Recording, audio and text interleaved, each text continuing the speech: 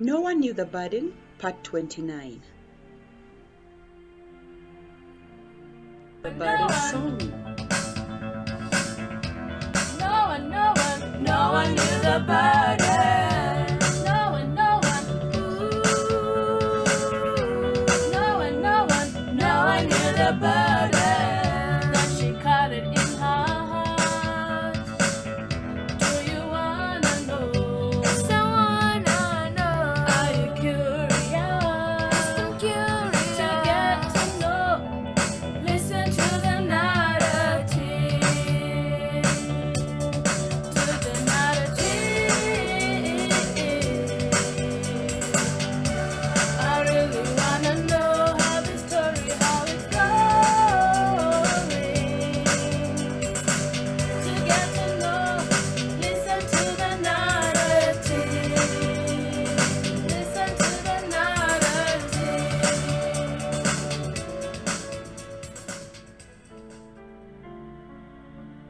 Last time we left when Betcha and her daughter Teresa reached the airport.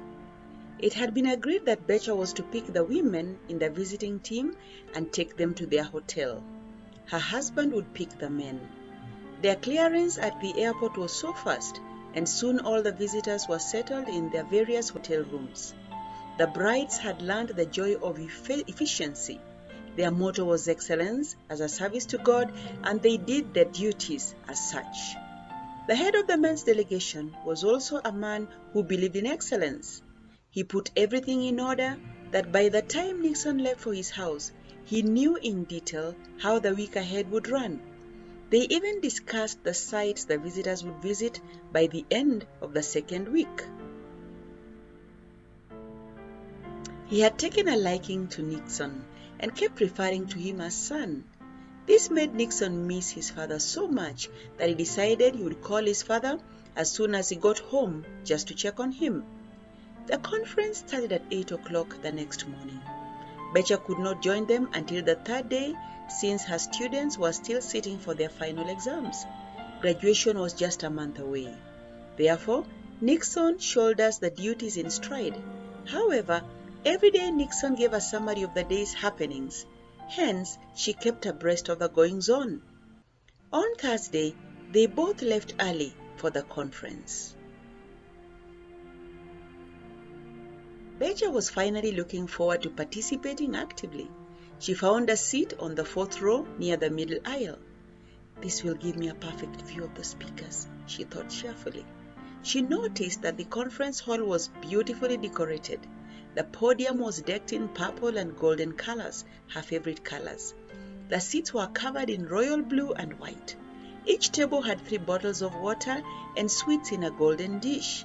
She closed her eyes a moment to take in the ambience. Welcome, brothers and sisters. The week is almost over and we have been blessed. By a show of hands, let me see who has enjoyed the conference. Thank you all. Now before we go on, Nixon has one more guest to introduce to us. Welcome, Nixon. Thank you, Sir Richard. The guest is my wife, Dr. Riziki Bahati, but she prefers to be called Betcha. Betcha stood up to wave to the crowd, and her eyes met the coordinator. Richard, she muttered. Richard dropped the microphone he was holding to everyone's shock. He picked it up, excused himself, and left the room. Everyone started talking at the same time, so his assistant went and quietened them. He invited the next speaker to continue as things were being sorted out. Meanwhile, Nixon followed the old man, wondering what could have happened. Please get me that lady quickly, Richard shouted. You mean my wife, Betcha? Nixon inquired, worried. Your wife? I don't know, sir, but just bring her here. He responded, looking confused. Nixon left very fast to look for Betcha. Honey, the speaker is asking for you, Nixon told Betcha as soon as he reached her. With her heart almost bursting out of her chest, Betcha followed her husband to the room at the back of the conference hall. What could I have done? Her mind wondered. Young lady, you must be Betcha Iberan, he started. I thought you were Riziki Bahati. "The girl I rescued after the accident." "What? You know my name, Betcha?" Betcha said, dumbfounded. "Yes, you are Richard. Now I recall clearly. You organized for my treatment in Britain. However, how come you know me as Betcha?" She looked at his face closely and screamed, "No!" "Yes, dear, it's I, your father." He seemed to have read her mind.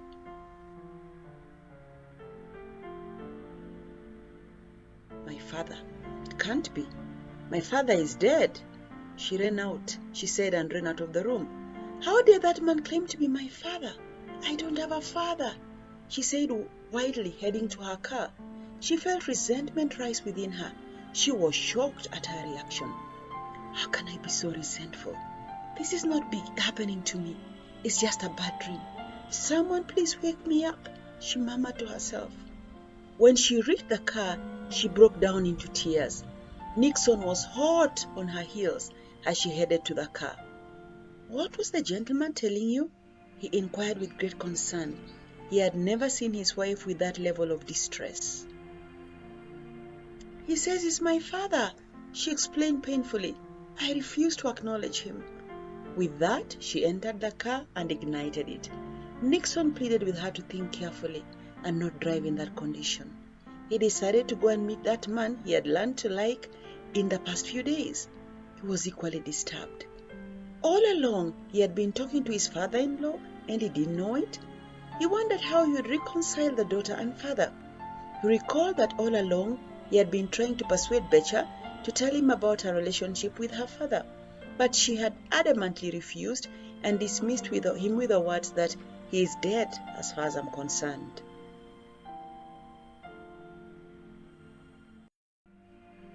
As he walked back to the hall, Richard kept whispering a prayer that all would turn out well. Nixon came back just as he was taking his seat in the back row. He asked pitifully, "Son, where has she gone?" "I have left her in the car, quite distraught," Nixon responded and took a seat beside the old man. "Please take me to the car," pleaded Richard. Nixon led him to where the car had been parked, only to notice Betcha driving out of the gate. "She's leaving. Shall I get the car we pursue her?" he asked Richard. "No, let her be for now. Let us go back to the hall. The conference must be wondering what's going on." Slowly, they walked to the hall. There was a speaker addressing the audience. Richard went straight to the master of ceremony and requested for a few minutes to talk to the congregants. All eyes were fixed on him. Immediately the speaker completed his message, the master of ceremony invited Richard to the podium. As he took the microphone, he could feel his hand trembling, but he willed himself to appear stable. For more, join me next time. This is Dr. Ogweno. Thank you for listening.